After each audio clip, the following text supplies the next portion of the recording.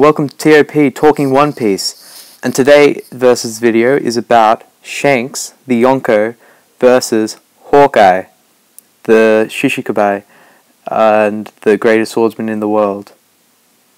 Now this is a very heated argument through One Piece fans, which one is stronger, and there's very good arguments for both sides, and I'm going to be going through the arguments and going through both of them and finding out which one, at least in my opinion, is the strongest. Well, these two, they've had a history. They fought before, apparently daily, and apparently the battles like shook the Grand Line. They were that epic and that full on, and we don't really know how those fights turned out.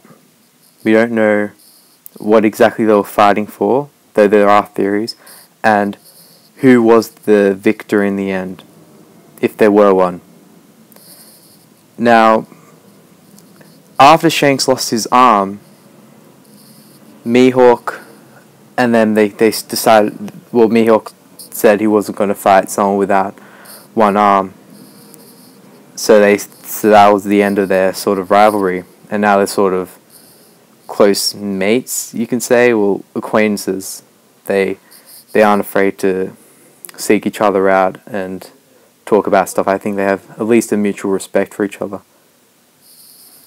So I'll be going through both of them, and let's start off with the Yonko Shanks, the man who gave the straw hat to Luffy. Now Shanks, he has probably got the strongest haki in the whole series. From what we've seen, that's a very fair argument and a fair statement, because no one has been able to have a haki that's continuous, one, continuous, and two, can damage structures.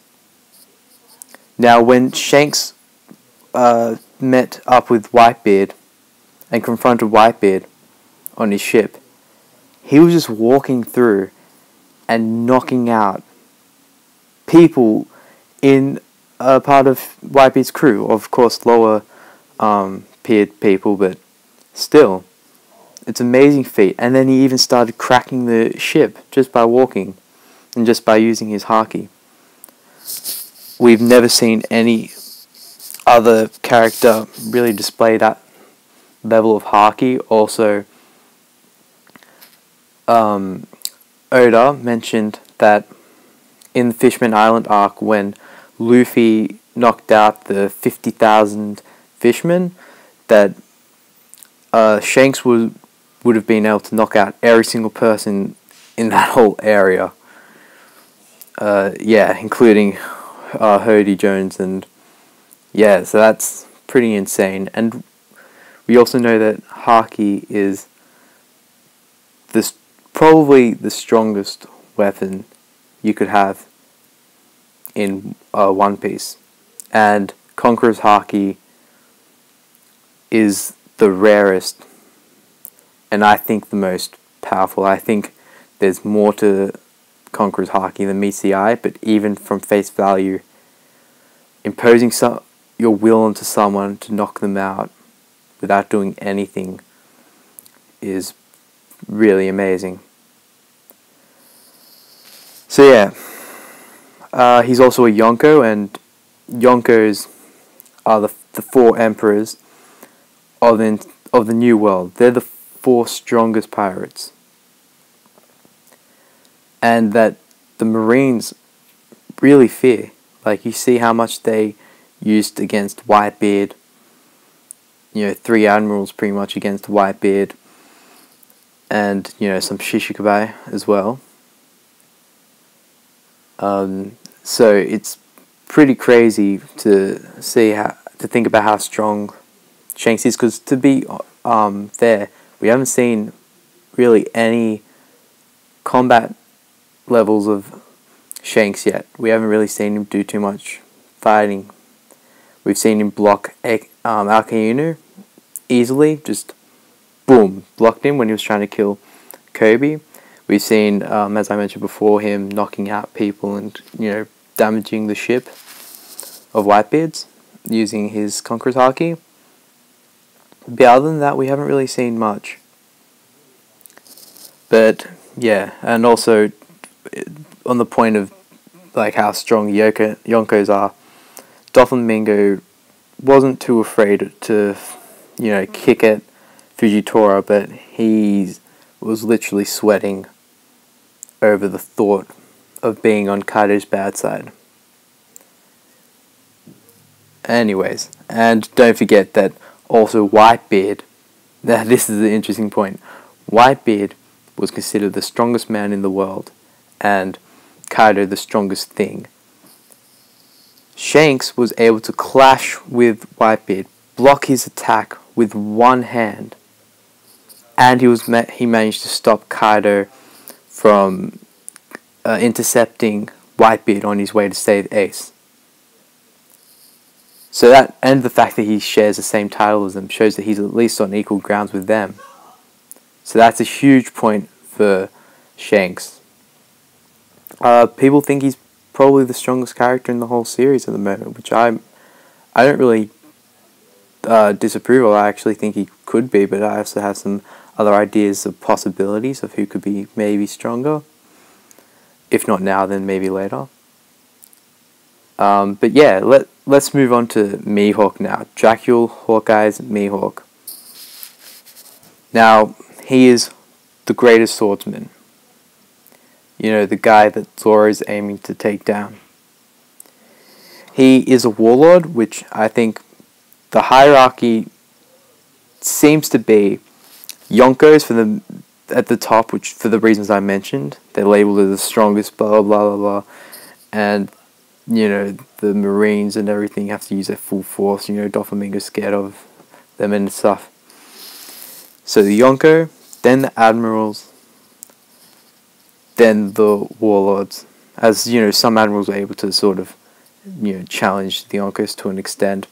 And then there's the Warlords, which, Luffy's able to take down Crocodile. And they're not at the same levels, but I think overall, if you heard a Warlord was coming after you, and then a Yonko, I'm pretty sure you'd be more afraid of the Yonko. In fact, I know you would be.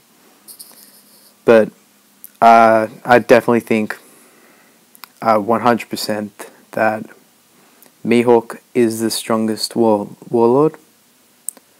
Followed by Doflamingo. That guy's a tank, and I think he could stand his own against the Admiral, even though I do think Admiral would win. But yeah, I think Mihawk, I agree with a lot of fanboys of Mihawk to an extent that I do think that Mihawk is probably at Admiral level, maybe higher, maybe close to Yonko. I wouldn't go so far to say that he's equal to a Yonko. In fact, I'll dispute that, seeming the fact that when he slashes at Whitebeard, does the strongest slash at Whitebeard, he mentions, I want to see the true distance between us, and between me and him, and people say that's he was testing the distance by doing the range attack. He meant the actual literal distance. But I also listened to some other subtitles of it, and I'm pretty sure he meant the true distance in strength. But anyways, he's powerful and probably Yonko level. We haven't seen too much from Mihawk yet either. We've seen him absolutely destroy Zoro with a little small knife, smaller than an ordinary, small knife. Absolutely tiny. And we've seen him, attack Luffy, making Luffy just, run around, crap his pants. Yeah. So, it's quite interesting.